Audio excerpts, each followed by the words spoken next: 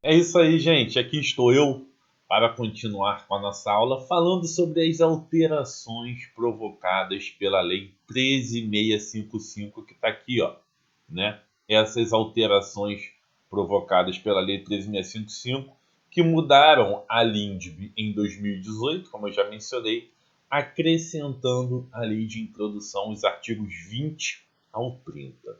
Então, são artigos novos, tá? Ainda não temos muitas questões sobre eles. Eles têm sido cobrados na letra da lei e naquela proporção que eu falei no início da aula.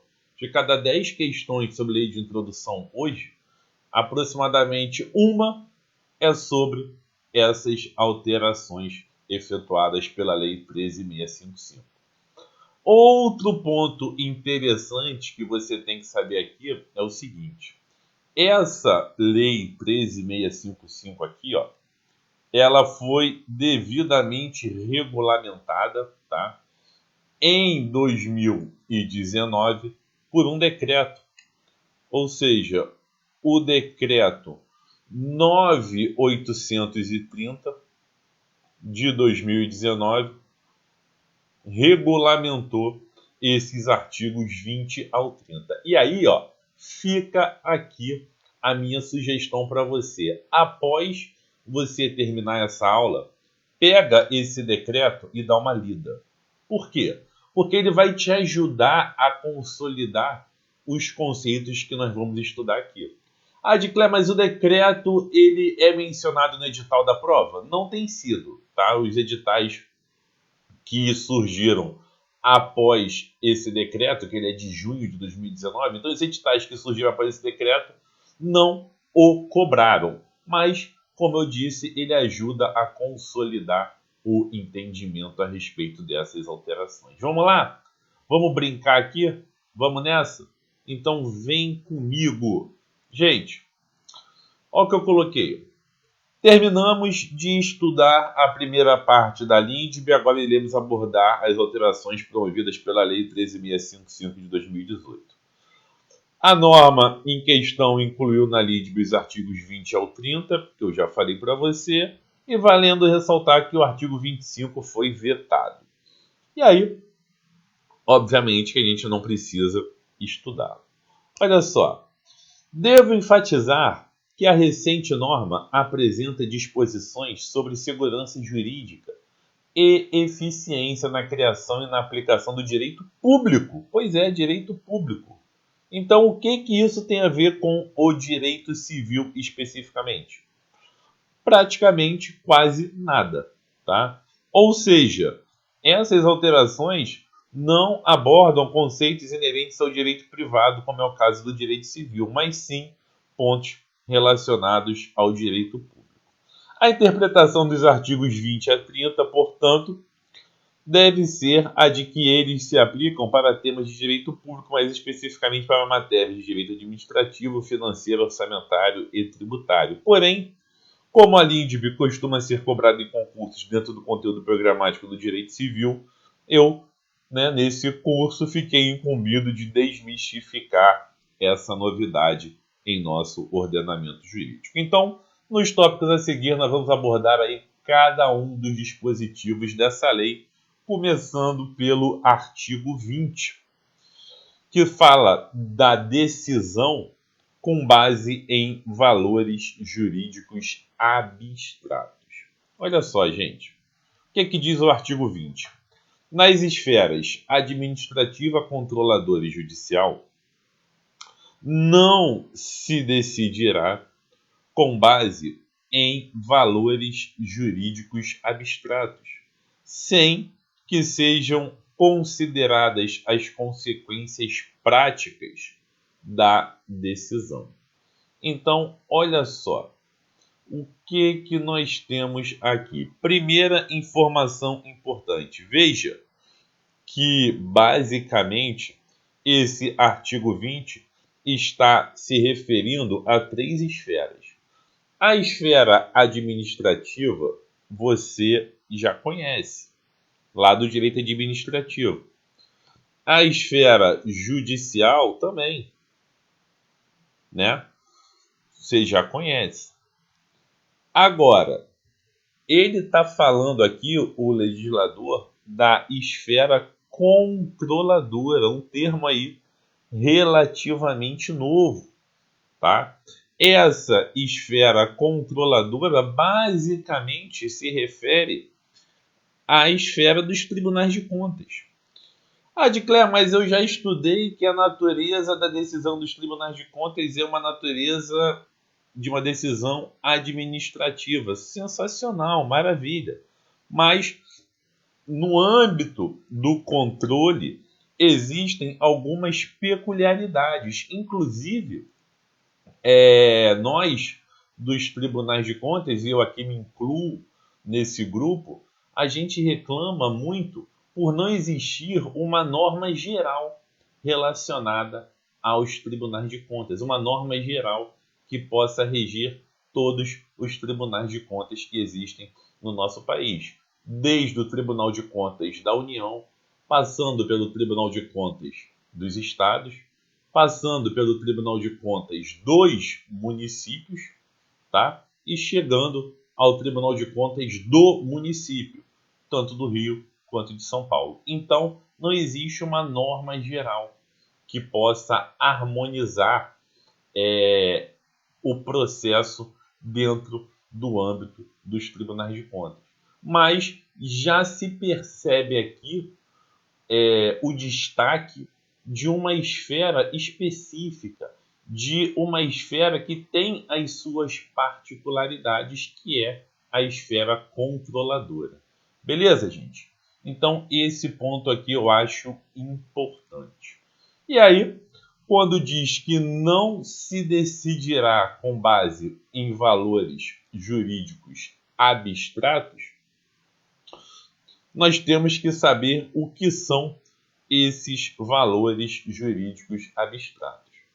O decreto 9.830 que eu falei para você, ele define esses valores jurídicos abstratos aqui como sendo aqueles previstos em normas jurídicas com alto grau de indeterminação e abstração. Então, eu vou até escrever aqui, ó, alto grau de indeterminação e abstração. E aí, nessas situações, o decisor ele tem que considerar as consequências práticas dessa decisão. Então, o que eu escrevi aqui comentando esse artigo?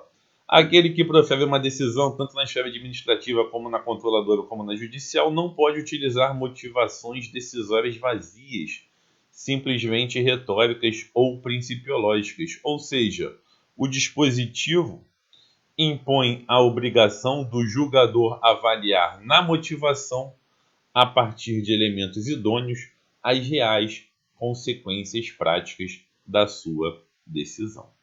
Beleza, gente? Tranquilo? Então aqui, ó, eu comentei justamente sobre essas três esferas: administrativa, controladora e judicial, tá? Expliquei também o conceito aqui do que são valores jurídicos abstratos.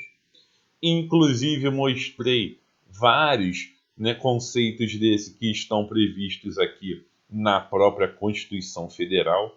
Dignidade da pessoa humana, valores sociais do trabalho e da livre iniciativa, bem-estar e justiça sociais, meio ambiente ecologicamente equilibrado, são valores jurídicos abstratos. Então, nesse caso, como que alguma decisão fundamentada nisso deve ser proferida? Sempre considerando as consequências práticas da decisão. Tá bom? Beleza, gente? E aí, ó, com base na força normativa dos princípios constitucionais, o Poder Judiciário condenou o poder público a implementar uma série de medidas destinadas a assegurar direitos que estavam sendo desrespeitados. E aí eu até enumerei aqui alguns, né? E essas decisões, essas obrigações, ó, tiveram como fundamento princípios constitucionais, que de certa forma são valores jurídicos abstratos. Tranquilo, gente? Beleza? Por fim, ó, ainda temos que analisar o conceito do que vem a ser consequências práticas da decisão. E aí, sobre essas consequências práticas da decisão, o que eu escrevi aqui foi o seguinte, ó. Vamos lá. Entendo que a principal intenção do legislador foi a de impor a exigência de que o julgador considere principalmente as consequências econômicas da decisão proferida. E aí, nesse conceito de analisar as consequências econômicas da decisão proferida, entra um ramo muito interessante do direito, um ramo que tem crescido cada vez mais, que é a análise econômica do direito. Então, eu até expliquei aqui, né, peguei lá do nosso famoso Wikipédia o que vem a ser essa análise econômica do direito, mas é interessante você dar uma lidinha aqui e, de certa forma, entender o que são consequências práticas de uma decisão.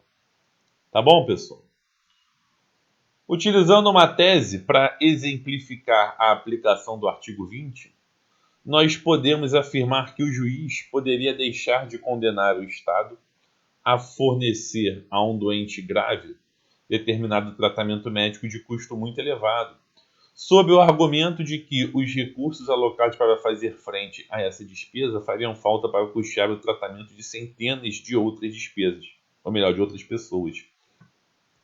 Ou seja, as consequências práticas às quais se refere o artigo 20 devem considerar, entre outros fatores, interferências recíprocas em políticas públicas já existentes. É aquela história, né, pessoal? Nós sabemos que os recursos financeiros e orçamentários, eles são limitados. Mas a necessidade das pessoas, da sociedade, da população, essa é ilimitada. E aí, nós não temos como gestor público como atender a todas as necessidades. Então, no exemplo aqui que foi dado, imagine uma pessoa que está precisando de um tratamento e esse tratamento custa, sei lá, 50 milhões de reais. É o tratamento único no mundo que custa 50 milhões de reais. E aí 50 milhões de reais é o valor que eu tenho para custear um hospital municipal durante todo um ano. O que eu faço? Eu dou o tratamento para essa uma pessoa e fecho o hospital municipal durante o ano inteiro? É complicado, né? Então, nesse caso, ao se decidir que o Estado deveria custear o tratamento dessa pessoa de 50 milhões, tem que analisar as consequências práticas dessa decisão. No exemplo dado, seria fechar um hospital municipal que atende toda uma população do respectivo local. Então, eu iria privar 5 mil, 10 mil pessoas de um determinado município, por exemplo, de ter uma assistência hospitalar para promover o tratamento de uma única pessoa. Olha só, situação difícil, situação complicada, mas é um exemplo onde o decisor deve, né, avaliar as consequências práticas da sua decisão. Beleza, gente? Continuando aqui, nós temos aí o item 10.2, que fala agora do parágrafo único do artigo 20, dizendo assim, ó, a motivação demonstrará a necessidade e a adequação da medida imposta, ou da invalidação de ato, contrato, ajuste, processo ou norma administrativa, inclusive em face das possíveis alternativas. Então, o que você tem que saber aqui é o seguinte: todas as motivações, sejam elas proferidas em órgãos administrativos, controladores ou judiciais, elas devem ter motivação, elas devem ser motivadas. Então, o administrador que decide na esfera administrativa, o magistrado, o juiz, o desembargador que decide na esfera judicial e o conselheiro ou o ministro que decide na esfera controladora, ao tomar uma decisão, ele deve indicar tanto os motivos de fato como os motivos de direito que o levaram a agir daquela maneira. Então, olha o exemplo aqui, ó. Imagine que se descubra uma fraude em procedimento licitatório. O administrador que vier a decidir pela anulação do certame deve demonstrar que essa medida é necessária e adequada para resguardar a moralidade administrativa. Então, essa medida que anula um certame que foi fraudado é uma medida necessária, tem necessidade e é adequada. Tem também o quê? Adequação. Tá? Isso é interessante. Seguindo aqui, ó, nós temos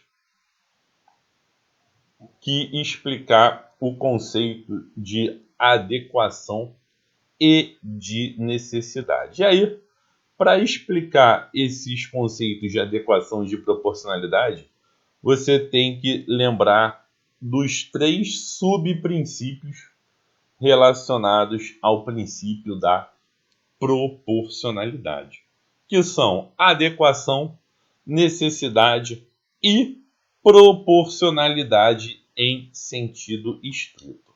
A adequação, ela está relacionada com a necessidade de se analisar se a medida adotada é idônea para atingir o objetivo almejado. E a necessidade consiste na análise se a medida empregada é ou não excessiva. E temos também a proporcionalidade em sentido estrito, que é o outro subprincípio da proporcionalidade. Então, isso a gente costuma estudar normalmente lá em direito administrativo e em direito constitucional, mas são assuntos que estão intrinsecamente relacionados aos conceitos jurídicos de adequação e de necessidade. Beleza, pessoal? Olha só, antes de entrar aqui no artigo 21, eu preciso fazer um pit stop, tá? Eu estou aqui sem ligar meu ar-condicionado, então vou ter que parar para dar uma ligadinha no ar-condicionado, que está um calor bem grande aqui agora, dar uma esquentada na